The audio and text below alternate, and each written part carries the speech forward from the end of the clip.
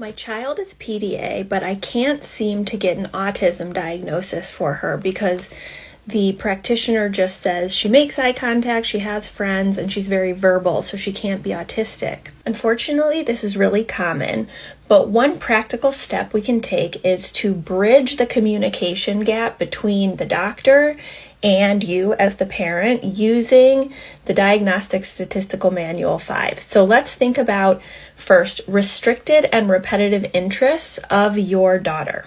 I can't really think of a restricted and repetitive interest. I mean, she's really into Frozen and Elsa, and she likes to dress up as Elsa, but she's not lining up trains or anything.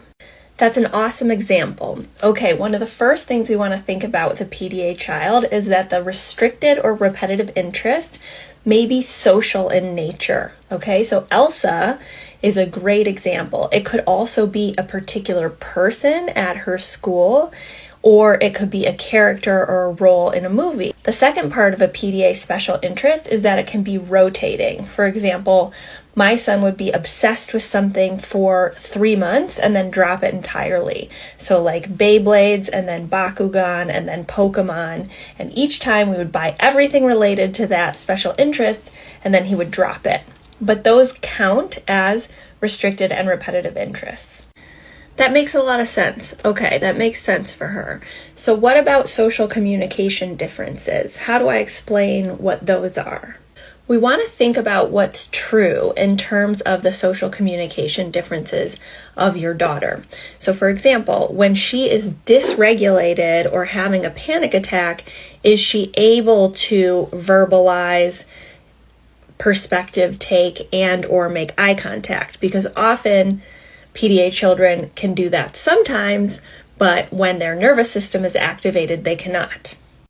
Oh yeah, when she's having a meltdown, she can't make eye contact, she's growling, she's screaming, and when I try and talk to her, she says stop talking. So that certainly makes sense as an example.